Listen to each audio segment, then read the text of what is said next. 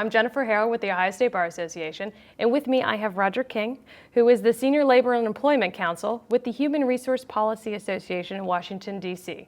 He's also the head of the CLE Advisory Committee for the Labor and Employment section. Welcome. Thank you very much. I also live here in Ohio. I commute to Washington, Jen, about a week a month, and also travel the country working with employers. So it's great to be here with you at OSBA. Great. Well, thank you for joining us. So we have a couple questions for you relating to this new regulation that has come from the Department of Labor. Could you give us a high-level overview as to why this new overtime rule change is significant? Certainly. This regulation pertains primarily to an interpretation of the Fair Labor Standards Act for overtime qualification.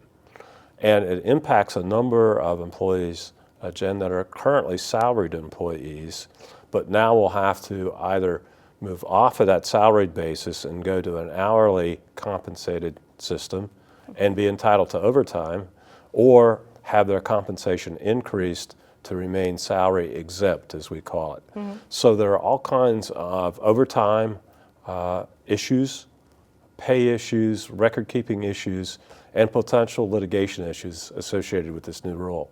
It sounds like it's going to have some potential impacts on both the employers and the employees in this situation. Absolutely. Employers need to be very cognizant of the new rule, but employees also are impacted, because if I'm presently a salaried employee and I'm converted to a non-exempt situation, I'm going to be an hourly employee.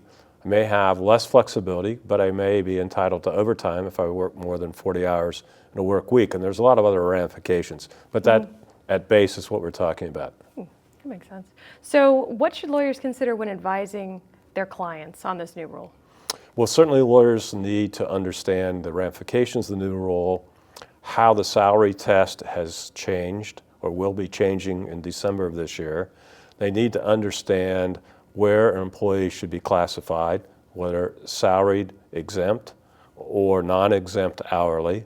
They need to understand what the compensation requirements are. They need to understand how overtime is calculated for those that will now be placed in an hourly status. That in and of itself is a challenge.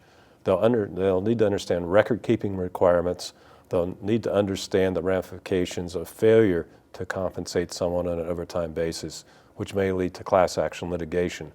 The employee has a lot of rights here also. And if I'm currently a salaried employee, Jen, but I become now a non-exempt hourly employee, I have a lot of things that I need to consider in my compensation. That sounds like a lot of different aspects that we really need to look into more closely. It's one of the most significant rules that has been issued, at least in the labor and employment area, by the Obama administration. It has a lot of ramifications. Thank you, Mr. King, for joining us. It sounds like you and the OSBA will be working overtime on this issue. Absolutely. Thank you for joining us.